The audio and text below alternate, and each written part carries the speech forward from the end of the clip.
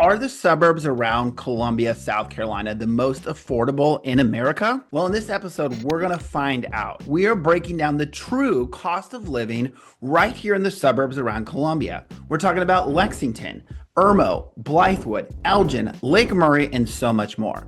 And we're not only talking about housing costs, which we will discuss later on, but we're talking about gas prices, grocery prices, taxes, utilities, insurance, and so much more that you ask about. So let's go head out on the town and find out. Now, for starters, Best Places gives the Columbia, South Carolina area cost of living score of 87.4, which means they see that the cost of housing, healthcare, transportation, and so much more is considered to be 12.6% less than the national average. But let's go see what that actually breaks down to when it comes to your costs. All right, let's go do some grocery shopping. I'm actually out here at our local Walmart. I picked Walmart because it's universal, right? There's so many different tiers of grocery stores that I will talk about, our local ones that we have after I get back here. But if you can't tell, it's kind of snowing, icy. And so this actually may cause a problem for this shopping trip. And I'll talk about that after this ends up being the case. Now, obviously, private places, they don't really like you filming inside. So I'll take some pictures, but I'll come out and show you my receipt after the fact because obviously taxes, right?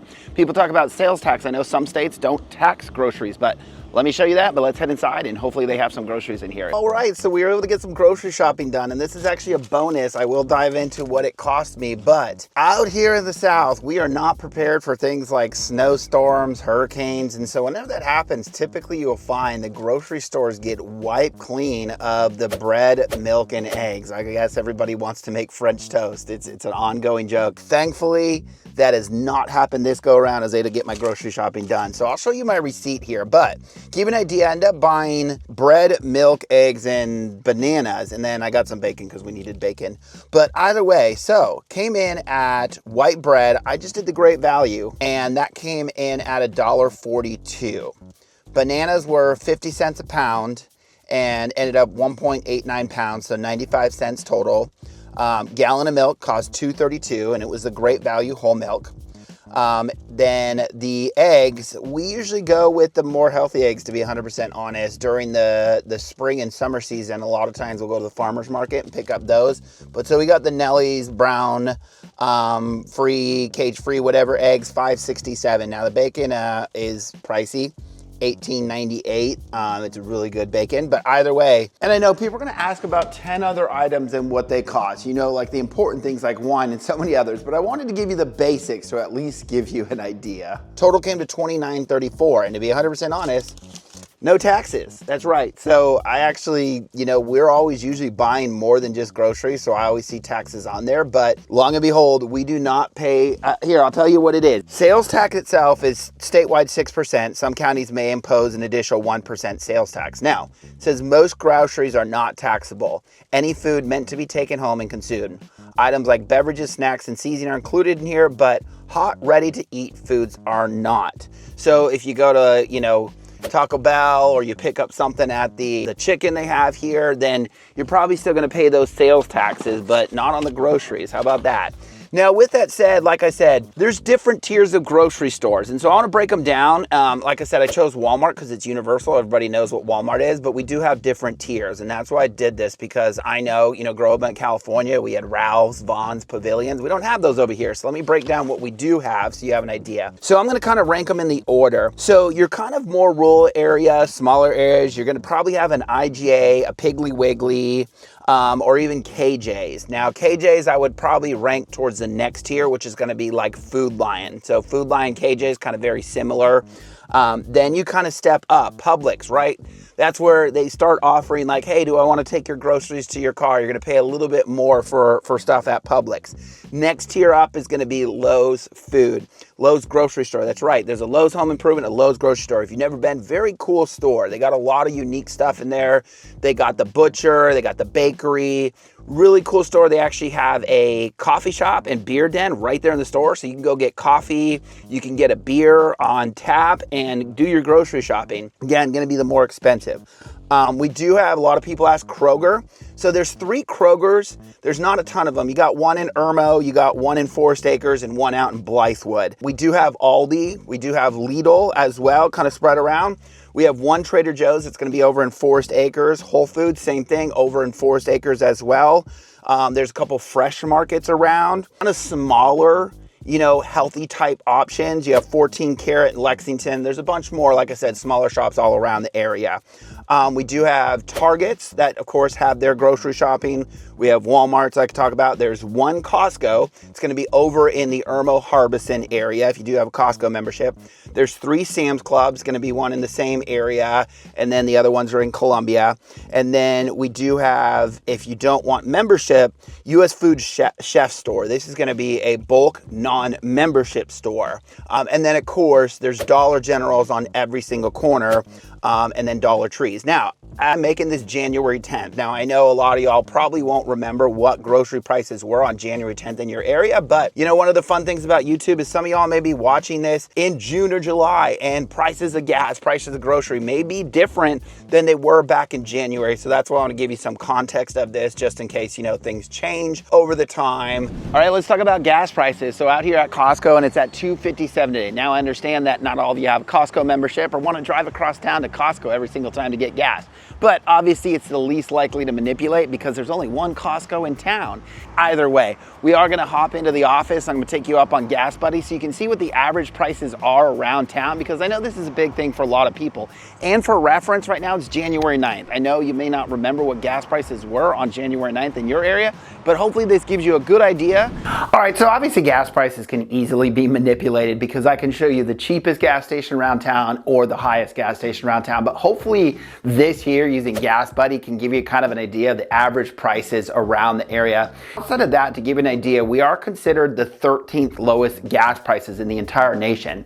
And we're about 20 cents behind the cheapest, which is Oklahoma. And we're $1.69 less than the highest states, which are, as you can imagine, Hawaii and California. But South Carolina is considered to be about 30 cents cheaper than the national average when it comes to gas prices.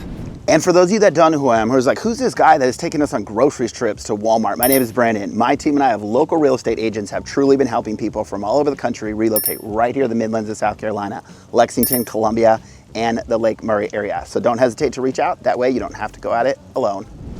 All right, let's talk about taxes. And we're getting kicked off with the one that confuses people most, vehicle property taxes. That's right. Every single year we pay a property tax on our vehicles. This is not a sales tax. You do pay sales tax when you buy it. Now, they did cap that at $500 not too long ago. But either way, I got my most recent vehicle property tax bill right here, and I'm going to share it with you. So I do live in Lexington County.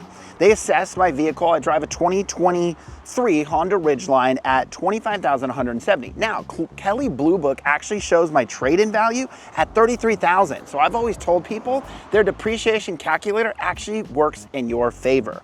Now, that total tax bill came in at $742.20. Now, again, next year, as my car depreciates, it will go down. With that said, every 2 years you get hit with a DMV fee. That one was on this bill and it came in at $71. But again, that vehicle tax bill is gonna come every single year to you. Now, there is also a one-time fee when you first move to the area, the Welcome to South Carolina tax, as everybody calls it. Now online it says that that fee is $305, but I've had people tell me it's closer to $500, so there might be some other fees associated with that. Now, rolling on to property taxes for your house. This is where a lot of people I know are gonna save quite a bit of money coming from a lot of these other states. At least this is what they tell me. So, I do live in Lexington County, again, the Lexington School District 1. They assessed my house at $283,055. My tax bill for the year came in at $1,690.14. Either way, I am gonna break this down for the different counties because I know not everybody is living in Lexington County. All right, so diving into taxes a little bit further. So give you kind of an idea what your taxes may be depending on where you're living. So I broke this down by the 3 major counties, right? We're talking about Kershaw County, Lexington County, and Richland County. And I broke this down a couple different ways, and let me explain it because this can look a little bit confusing. So what I did is I took that kind of average price point, 300,000, right? And I picked a random district. Every district is slightly different, but not wide variances. And that's why why I tell people rely on these county tax estimators as the best resource, not what you see on, you know, the Zillows and the realtors where it says their current taxes is, because again, they're going to revalue the property when you buy the property as well. There's reassessments every couple of years, what we'll talk about in just a little bit here. But either way, using that basic 300,000, claiming this as your legal residence. And yes, there is a process you have to go through to claim it as your legal residence. In Kershaw County, you're paying $1610 a year estimated.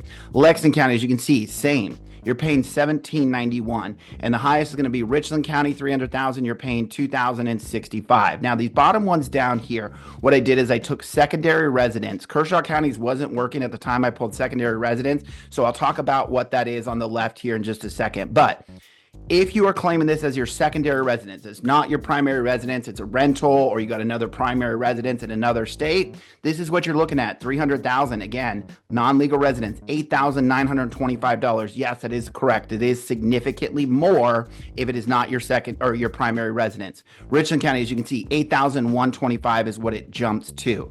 Again, these are correct numbers at the time of making this. Now, this over here, what I did was homestead. Now, homesteading, I know this terminology is a little bit different in every single state. Homestead here is going to be 65, blind, or disabled. And so once you achieve that and you are a legal resident, then you can apply for homestead. And as you can see, it gives you a little bit of a discount off of your market value, which brings that total to $1,369, and that was in Lexington County. So you can see the difference there. So saving you a little bit of money if you can claim your homestead exemption. So hopefully this gives you a good idea. But let's talk about, like I said, assessments and reassessments, because this is where a lot of those online things that you see that talk about taxes can be wrong. All right, so when it comes to reassessment, so whenever you purchase a property, that assessed value is going to be reassessed to what you purchased the property at. So expect that the next year, that price assessment is going to change. Outside of that, every 5 years, South Carolina does reassess the value of properties, and it's on the 5 years. So we are due this year. Now, with that said, there is a 15% cap on how much they can raise it in that 5-year period. Of course, unless that property is sold, which as mentioned would go to that sales price. Now, considering that on average, our prices rise about 5% every year, and obviously significantly higher during the 21 and 22 period, a lot of people's property taxes are going to be quite less than what the actual value of the home might be. I know mine personally is. That's another reason I say a lot of these online sites that tell you what people's property taxes are may be significantly off, and that's why it's not a good way to indicate what your taxes may be. I mean, if somebody's lived in that home for 30 plus years, they may be paying taxes at significantly less than what it actually sells for.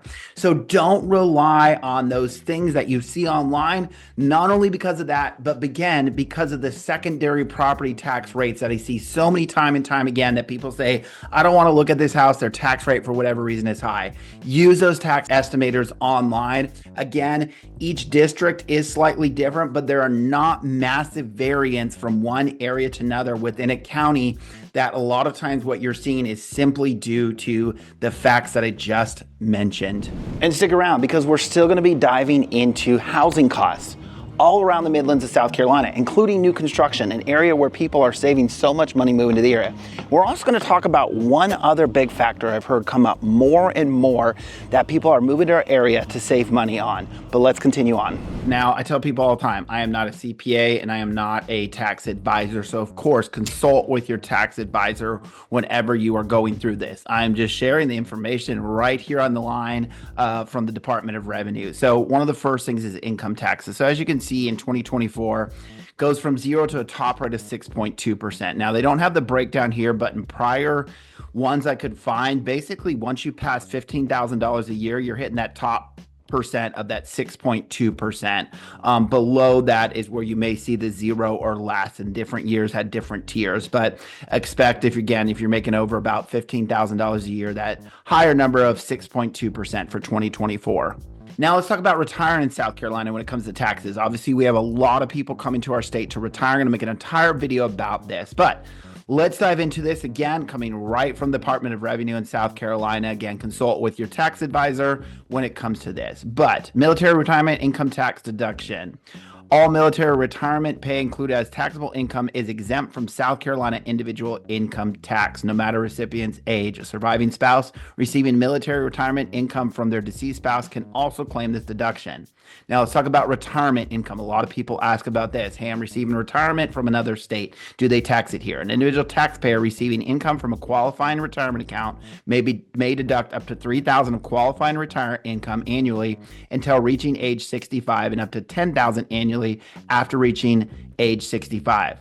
Age 65 and older income tax deductions. Beginning on the tax year, as a resident taxpayer reaches age 65, they may claim a deduction of $15,000 against any South Carolina income. If you claim the retirement deduction or the military retirement deduction mentioned earlier, you must subtract those amounts from this deduction unless claiming those deductions as a surviving spouse. Social Security benefits and railroad retirement tax for federal purposes are exempt from individual income tax in South Carolina. And retirement income paid by the U.S. government for service in the reserves or National Guard is exempt from individual income tax in South Carolina. Talked about, again, with the property taxes, homestead exemption, property tax, the first $50,000 fair market value of your legal residence if you're over this age of 65, totally or permanent disabled or legally blind is exempt. And so that's what that was referring to in that. Continue on with exemptions and benefits, specifically for military, right? We have a lot of people that come to the area, retired military, and then of course, active duty with Fort Jackson and others right here in the area. But veterans who have 100% total and permanent service connected disability rating from the VA qualify for the following property tax exemption. Home and land up to 5 acres that is owner occupied, entitled solely to the veteran or jointly with their spouse. The exemption is passed to the unremarried surviving spouse if they maintain sole ownership. As well, 2 private passenger vehicles owned or leased by the veteran or jointly with their spouse. 1 vehicle exemption is passed on to the unremarried surviving spouse if they maintain sole ownerships. Now, with those veterans who were former POWs or Medal of Honor recipients, home and land up to 1 acre that is owner occupied, entitled solely to the veteran or jointly with their spouse, exemption does pass on to the unremarried surviving spouse if they maintain sole ownership. 2 private passenger vehicle owned or leased by the veteran or jointly with their spouse. 1 vehicle exemption is passed on to the unremarried surviving spouse of Purple Heart recipient. A 2 vehicle exemption passes on to the unremarried surviving spouse of a Medal of Honor recipient if they maintain sole ownership. All right, now let's break down utilities. Now, this is actually one of the ones where the sites say that we are actually higher than a lot of other places. Now, I tell people all the time, this is relative to where you're coming from. There were some sections of this where we saved moving from California, and others where it was a little bit more expensive, and I'll talk about where those are.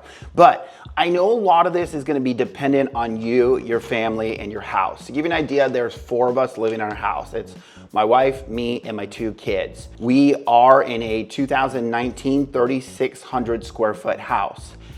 We do have gas fireplace, gas stove, gas tankless water heater, and then gas heat for our house. We did just recently put a pool, but when I give you these numbers, I'm gonna go pre-pool because that pool does have a heater. And so when we kick that on, it does boost some of these numbers up just a little bit. And for reference, looking at our thermostat right now, we're running at 69 on the low and 76 on the high. Again, I know a lot of this is gonna be relative to you and your family, but let me give you an idea either way because so many people ask. So when it comes to gas and electric, we are with Dominion Energy. Our lowest bill that we saw over the past year was $117, and that was in May. Give you an idea of the breakdown. It was $87 on the electric side and $30 on the gas side. Our highest we saw was back in January of last year, and that came in at $304. And it was $106 on the electric and $197 on the gas, because obviously we were running the heater a lot more during that time. But the average for the past year came in right around $200 a month. Now, to give you an idea of what that actually breaks down to, hopefully give you a little more perspective, Dominion site says gas, they charge $164 per therm.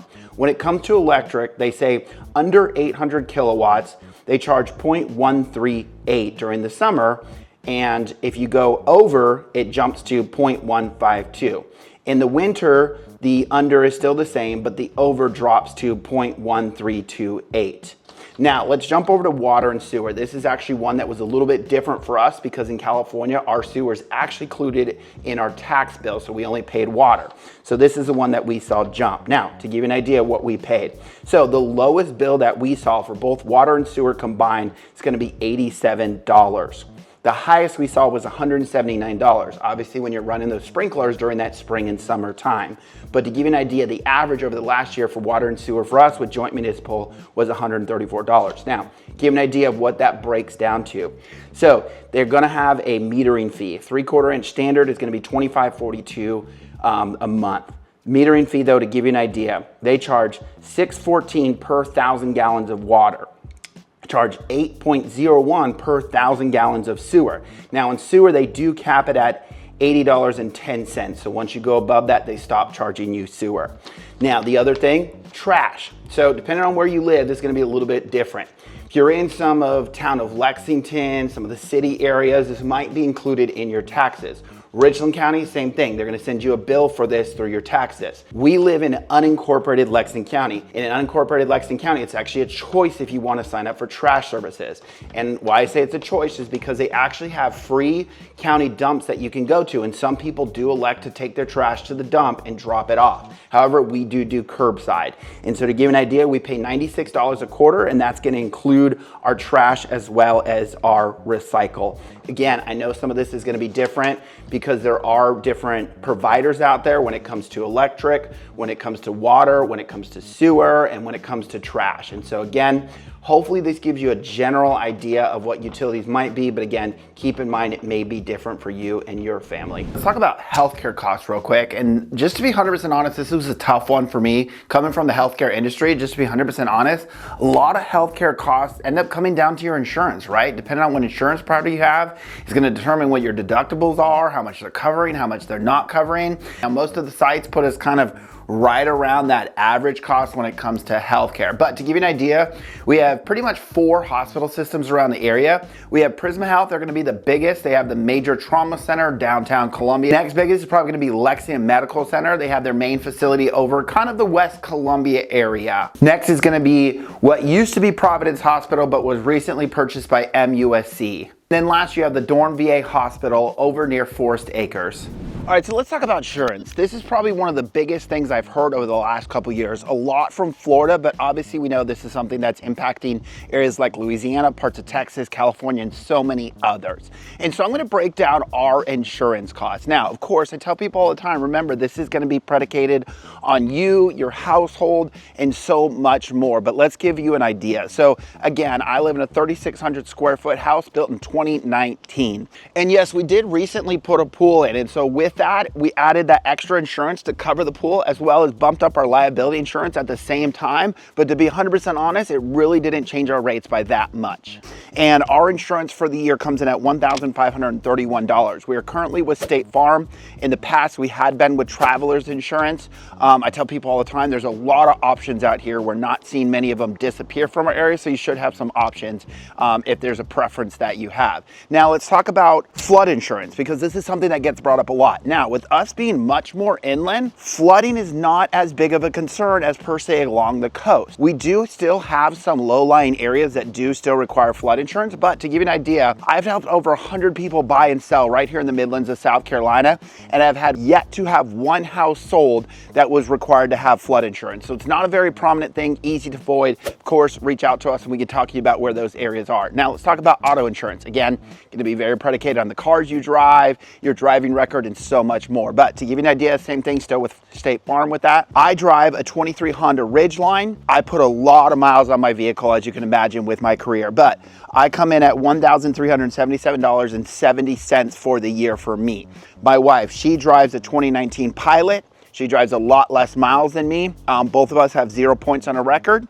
She comes in at $1,092.98. Now, this is something that I've been told is higher for us coming from California, though. We did save on this. It was interesting. I talked to my insurance guy when we first moved here, and he's like, hey, by the way, we have really high auto insurance, because if you've seen any of my other videos, I talked about some of the worst drivers in the country. He said, you're probably going to have a high rate. Runs it, and he said, you're actually saving money from California. So either way, I know a lot of this is relative to where you're coming from, but I know the homeowners insurance is a big one where a lot of people save money. Either way, Let's talk about the other big one, where a lot of people are saving money, moving right here to the Midlands of South Carolina. All right, now let's talk about the cost of housing, because this is where people are truly saving a ton of money.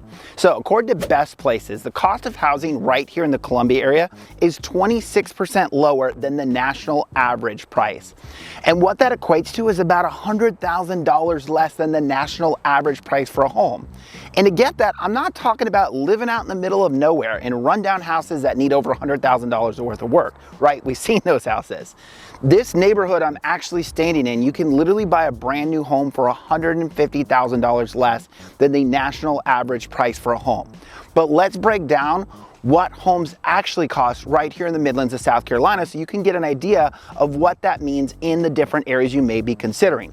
So I pulled our latest market report, and it found that the overall median price for the entire Columbia metro area was $270,000. The average was $318,000. To give you an idea, the national median price in the US of a home is $420,000. Now let me break down the different areas. In Northeast Columbia, that came in at $287,000 for the median. Elgin, $266,000. Irmo, $250,000. Lexington, $315,000. And Lake Murray and the Lexington, Chapin, Irmo side came in right around $1 million.